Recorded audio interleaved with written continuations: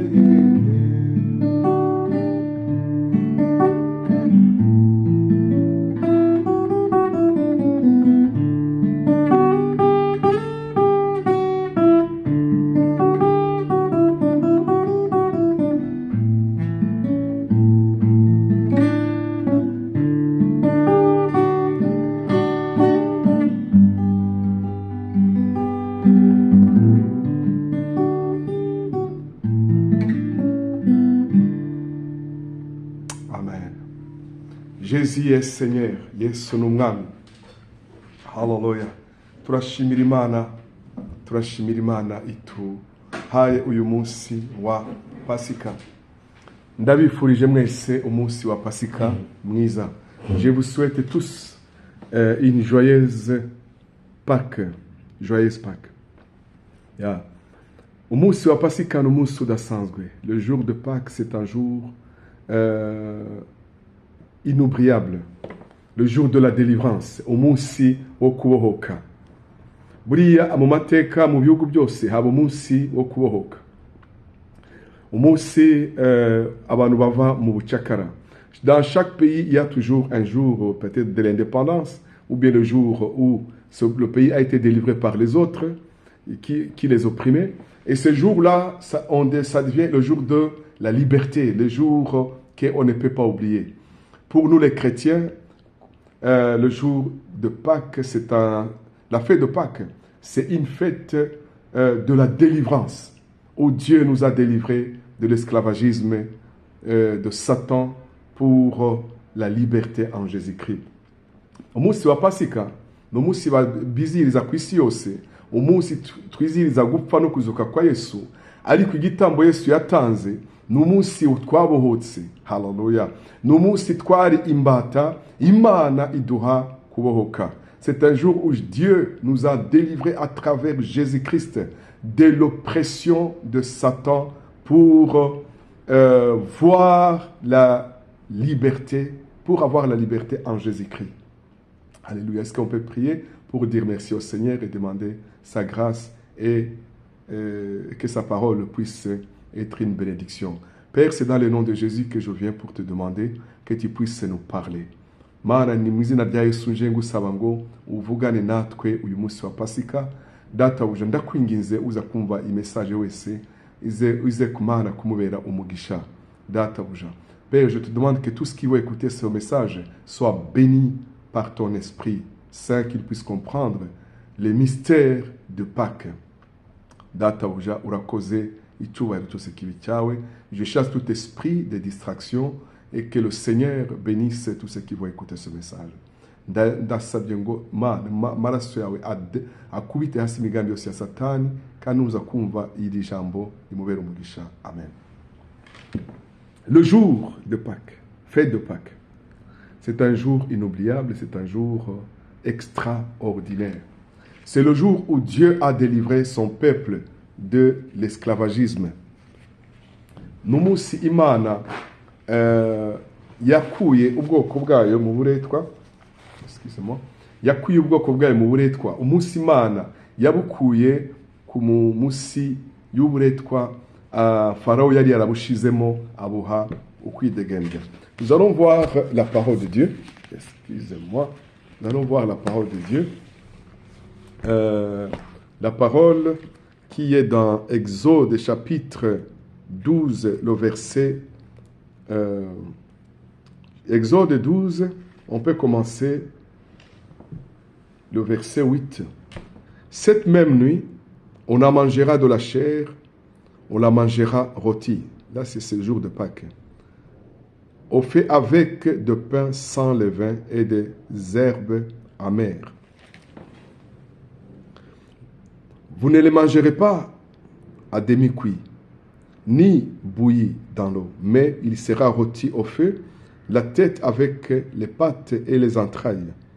Vous n'en laisserez rien jusqu'au matin, et s'il en reste quelque chose le matin, vous les brûlerez au feu.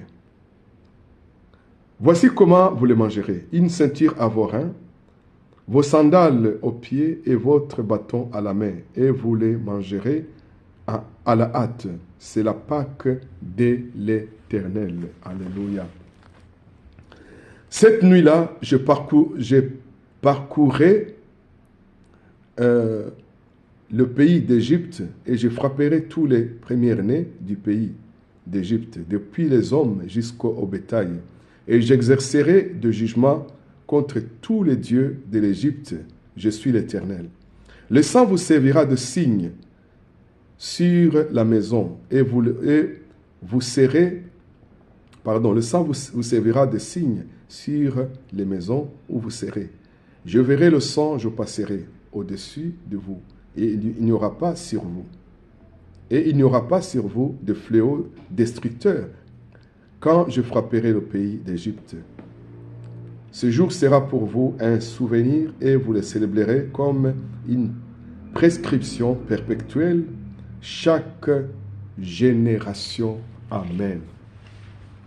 C'est un jour inoubliable. Comme je vous l'avais dit, ça commence déjà dans l'Ancien Testament, en Exode, où Dieu va appeler son peuple et le dire que ça sera leur dernière nuit en Égypte.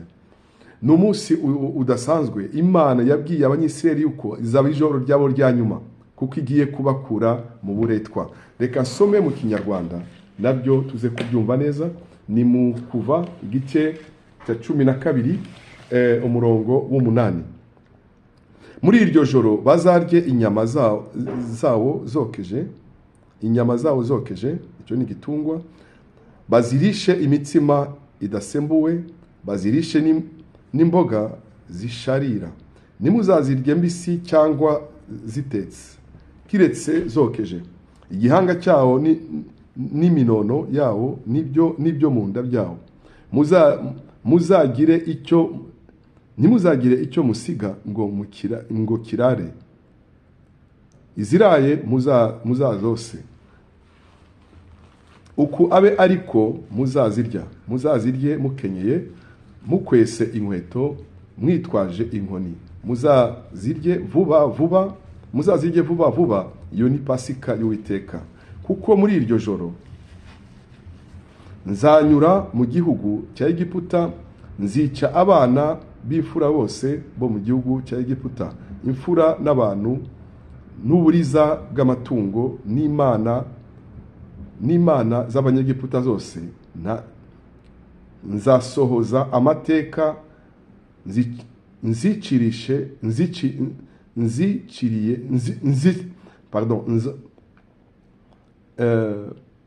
nzasohoza amateka nziciriyeho. Ndi Uwiteka. Ayo maraso azababera ikimenyetso ku mazu murimo, nanjye ubwo nzabona ayo maraso nzabanyuraho.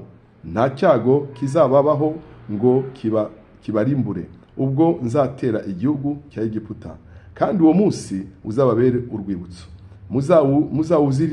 Muzawuziririze ube umunsi mukuru w'Uwiteka, mu bihe byanyu byose muzajye muwiziririza, ribe itegeko ry'iteka ryose. Alléluia. C'est un jour que Dieu dit que ça doit être un jour perpétuel, c'est-à-dire un jour éternellement, Israël doit se souvenir le jour où Dieu les a libérés de la main de Pharaon. Pharaon, aujourd'hui, spirituellement, c'est Satan. Uwo munsi Imana irababwira ngo bazawizirize iteka ryose, ribe itegeko ry'iteka ryose, kugira ngo ntibazigere bibagirwa yuko bigeze kuba ari imbata. Imana ibakura mu buretwa, haleluya, bwa Farawo, ibakuriyeho ikoresheje imbaraga zayo, imbaraga zayo, ikiganza cyayo cy'imbaraga. Uyu munsi murashaka kwibaza ati se kubera iki Yesu yacyaguye umunsi wa Pasika akaba ariho yemera kudupfira? Tu peux te poser cette question. Pourquoi Jésus a choisi le jour de Pâques pour choisir de mourir pour l'humanité et sauver l'humanité le jour de Pâques pour racheter les hommes? La Bible nous dit que Jésus, il est l'agneau de Dieu, l'agneau immolé. Bibiliya avuga ngo Yesu n'umwagazi w'intama akuraho ibyaha. Il a l'image de l'agneau immolé. Au fait, la Bible nous dit que depuis que Adam avait péché, il y a eu la séparation entre l'homme et Dieu. Et que le salaire du péché, c'est la mort. Bibiliya iratubwira ngo kuvaho Adamu yacumuye habaye gutandukana k'umuntu n'Imana. Kandi ngo iyo igikurikira icyaha, le salaire, inyungu y'icyaha n'urupfu. Bivuga ko iyo umuntu yabaga yacumuye imbere y'Imana, il faut yuko habaho igitambo. Icyo gitambo kikaba ari cyo gipfa ku mwanya w'uwo muntu, kugira ngo hashobore kuboneka imbabazi. Nta mbabazi atamaraso avuye. Kandi twebwe rero twumva twari kure kubera ibyaha byacu. Imana umunsi turaza kugeraho kuri Pasika, igituma Yesu ari we navuga ni umwagazi w'intama waducunguye umunsi wa Pasika. Bibiliya iravuga ngo ibya kera byo nivuga ngo isezerano rya kera ngo ni igicucu. La Bible nous dit que l'Ancien Testament était l'ombre du Nouveau Testament. C'est-à-dire, l'Ancien c'était l'ombre, mais la réalité, c'est-à-dire, ça préparait, ça nous montrait déjà ce qui viendra dans le Nouveau Testament. Igicucu kiba kigaragaza, ariko nimba hari igicucu nuko hari nakuvuga ni icyo gicucu kivaho. Byaje rero kugaragara byiza icyo Imana ashaka kuvuga, icyo ashakaga kugaragaza by'ukuri muri isezerano rishya. Bivuga iki? Bivuga ko umunsi wa Pasika nuriya mwagazi w'intama warinzwe kugira ngo amaraso ameneke. Isirayeli nihamanuka marayika w'urupfu aje kwica, asange hari amaraso, ayo maraso amenye ko ari abana b'isezerano. Haleluya. Nuko ifare yuko haba hishwe inyamaswa, hishwe igitambo, kugira ngo marayika amenye abo bantu nko gucungurwa kwabo. Abandi bose barapfa, bo barasigara. Tusanga kuva umwana w'umuntu acumuye, depuis que l'homme a péché, depuis je peux dire notre ancêtre, pardon, Adam, dans le jardin d'Éden. La Bible nous dit que pour que Dieu puisse venir vers l'homme s'était caché. Bibiliya tubwira ngo muri Edeni Adamu yahoraga avugana n'Imana, ariko Imana ije, Adamu arihisha kubera ngo yari yambaye ubusa. La Bible dit qu'il était nu, c'est pour cela qu'il s'était caché. Nous ndavuga mu ndimi ziruka ngo bano se bumve. Il était nu, yari yambaye ubusa, ariko Imana kugira ngo ivugane nayo imana iraza iramubwira ngo kubera iki wihishe, undi ati nambaye ubusa. Murazi ibyakurikiye, Adamu ashira ibyaha ku mugore, umugore ashira ibyaha ku nzoka. Ariko Bibiliya atubwira ngo Imana imaze kubacira urubanza yaciye yica inyamaswa irabambika. Bivuga ko habaye igitambo. Comme vous le savez, au moment où Dieu est venu vers l'homme, l'homme était nu, il s'était caché. Et c'est à ce moment-là qu'il va lui dire, mais qui t'a dit que tu es nu? Il a dit, non, j'ai mangé la pomme que ma femme, que la femme que tu m'as donnée. C'est-à-dire, c'est comme s'il accuse même Dieu, c'est la femme que tu m'as donnée. Autrement dit, c'est la femme, mais moi je suis innocent là-dedans, mais c'est toi qui me l'as donnée. Abwira Imana ati wa mugore ni wa mugore wampaye, wa umugore niwe yanzani yatumye ndya cya camwa kandi wari warakitubujije. Ariko umugore ati nawe ni inzoka ubwo urumva nyine Imana byose yarabacira urubanza. Ariko Imana igiye kuvugana nabo ngo Imana irababika. Dieu l'a habillé. Dieu a tué un animal pour qu'il puisse les habiller, afin qu'il puisse parler avec eux. Déjà là, vous comprenez qu'il y a déjà un sacrifice. Il y a déjà, Dieu lui-même tue un animal pour qu'il puisse, ces hommes, ce qu'il a créé, puissent vivre. Déjà cet animal-là, alléluia, c'était l'image de Jésus-Christ. Iyo nyamaswa Imana yishe irabambika yari ishusho rya Yesu. Ni ukuvuga ngo habaye gucungurwa. Haleluya. Ariko ntabwo byahereye aho. Tusanga kandi igihe Aburahamu agiye gutanga igitambo, Imana inezerwa yuko yabayo wo kwizerwa. Bibiliya iratubwira ngo kuko yemeye gutanga umwana we, Bibiliya iratubwira ngo Imana yari iteguriye igitambo uwo munsi. Haleluya. Icyo gitambo cyabaye igitambo cyo yateguye. Isaka abona ubucunguzi. Bivuga iki? Bivuga ko habonetse igitambo gikwiriye kuri twebwe kugira ngo dushobore kubaho ndetse turonke ubugingo budashira. Haleluya. Vous comprenez que Abraham a moment où il a accepté et il a cru en Dieu, il a voulu donner son fils comme sacrifice.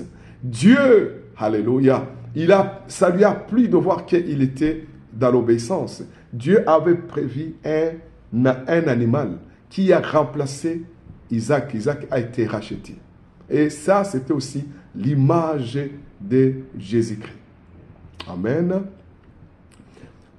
Vous comprenez que tout ça, c'était l'ombre de ce qui viendra dans le Nouveau Testament. Alors, qu'est-ce qui va se passer? En Égypte, Dieu va juger l'Égypte. Imana iraza guciraho urubanza Egiputa.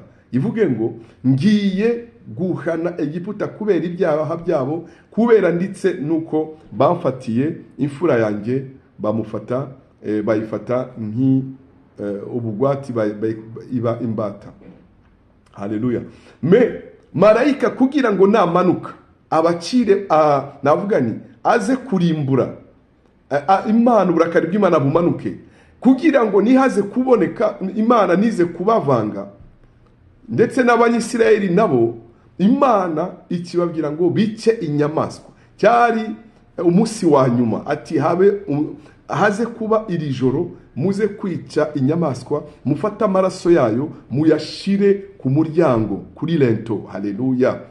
Ku nkingi y'umuryango. Ndaza kumenya ko abana b'isezerano barimo indani. Ariko habaye gucungurwa, habaye inyamaswa yapfiriye wabo bantu. Ni nk'uko yabapfiriye. Hanyuma marayika arahita. Haleluya. Bibiliya iravuga ngo marayika yaramanutse, amanutse asanga hariho amaraso kwa kundi nyine, agacamenya ko hari umwana w'isezerano. Uyu munsi Bibiliya ufite n'icyo cyari igicucu, c'était l'ombre. Tout ça, c'était l'ombre de ce qui viendra dans le Nouveau Testament. Dieu dit à Israël, je passerai cette nuit, Dieu dit à Moïse, je passerai cette nuit Toi, c'est que tu vas dire à Israël qu'il puisse entrer dans la maison, qu'il ferme la porte, qu'il tue un animal et qu'on mette le sang sur les linteaux. Et quand j'arriverai et que je trouverai qu'il y a le sang, l'ange de la mort ne tuera pas. Il saura que c'est l'enfant de l'alliance. Et cet enfant de l'alliance, alléluia, c'est Israël.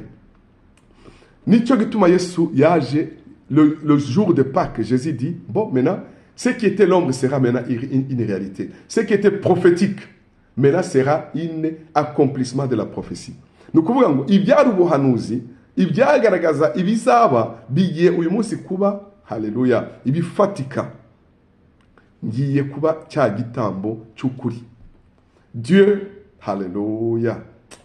Amen. Ce jour, cette nuit-là, la Bible nous dit, Jésus dit, quand l'ange est descendu et il a trouvé le sang, il est passé. Marayika aje agasanga yarahise. Iryo joro niryo navuga ni bashoboye kuva mu buretwa, kuko iryo joro Imana yahanye umwana w'imfura wose wo muri Egiputa, umunyagiputa, ndetse gushara ku nyamaswa. Ce jour-là, Dieu a jugé l'Égypte. Dieu a tué chaque aîné de la maison des Égyptiens jusqu'au bétail. Mais cette nuit-là, Dieu avait dit que, alléluia, le Pharaon va aller dire, partez. Même les Égyptiens vont dire, partez, fini. Nous ne voulons plus de vous parce que votre Dieu, pour qu'il ne continue pas à nous juger et à nous exterminer. Iryo joro niyo bavuze bati abanyegiputa ndetse bose na Farawo ati nimutuvireho Imana yanyu ntitumare. Uwo munsi wabaye umunsi wo kubohoka. Ça a été une nuit de la liberté. Le jour de la délivrance. Dieu délivre son peuple. Alléluia. Ils sont partis dans la joie. Ils sont partis, alléluia, en disant l'Éternel nous a délivrés par sa main puissante. Mon frère et ma soeur, aujourd'hui, ceux qui sont en Jésus-Christ, c'est comme s'ils sont dans la maison. Et le sang a coulé. Le sang qui a coulé, c'est-à-dire quoi? Le sang de l'agneau qui était sur les linteaux, ce sang-là est sur nous, ceux qui ont donné leur vie en Jésus-Christ. Et il n'y a plus de jugement pour ceux qui sont en Christ. La Bible dit ceux qui ont cru, abizeye bose, yabahaye ububasha bwo kuba abana b'Imana. C'est-à-dire, ceux qui ont cru dans Jean chapitre 1 verset 12, yabahaye ububasha bwo kwita abana b'Imana. Alléluia. Batavutse kubw'amaraso n'umubiri, ariko bavutse kubw'umwuka. Ceux qui sont nés en Christ, il n'y a plus de condamnation. Car ils sont nés non de la chair ni du sang, mais ils sont nés de Dieu. Ni ukuvuga ngo tura ubwoko bw'Imana, haleluya, kubw'amaraso ya Yesu. Iyo amaraso ya Yesu rero yayandi yamenetse ku Golgotha, le sang qui a coulé à Golgotha, ce sang de l'agneau, ce sang de l'agneau, alléluia, Pascal, alléluia, que c'est-il, nous a justifiés, nous a lavés, il n'y a plus de condamnation, il n'y a plus de mort pour ceux qui sont en Christ. Ceux qui ont cru, il les a donné le pouvoir de devenir enfants de Dieu. Et Dieu a tant aimé le monde qu'il a donné son Fils unique, afin que quiconque croit en lui ne périsse pas, mais qu'il ait la vie éternelle. Nous avons l'éternité à nous, il n'y a plus de mort. Murumva ko iyo umuntu adafite Yesu ntafite ubugingo budashira. Bivuga ngo abamwizeye bose yabaye ubasha bwo kwitwa abana b'Imana. Ngo il n'y a plus de Dieu les a donné le pouvoir de devenir enfants de Dieu. Yabaye ubasha bwo kwitwa abana b'Imana. Abamwizeye bose. Ngo Imana yakunze abari mu isi ibaha umwana wayo w'ikinege. Ngo umwizera wese nazapfe rubi ariko azagira ubugingo budashira. Ni ukuvuga ngo abari muri Kristo Yesu bafite ubugingo budashira.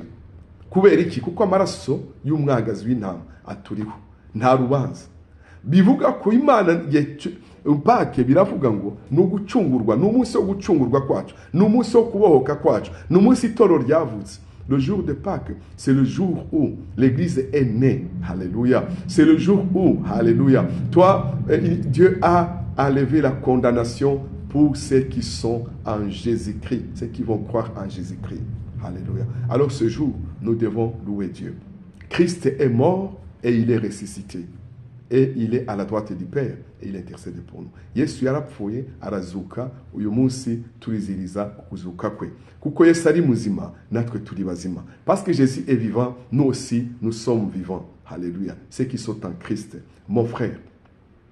Pâques, c'est le jour de la délivrance. Est-ce que tu crois en Jésus-Christ? Si tu crois en Jésus-Christ, gloire à Dieu. Mais si tu ne crois pas en lui, c'est le moment de croire en lui et de recevoir ce cadeau, c'est-à-dire le sang de Christ qui te purifie, qui te lave.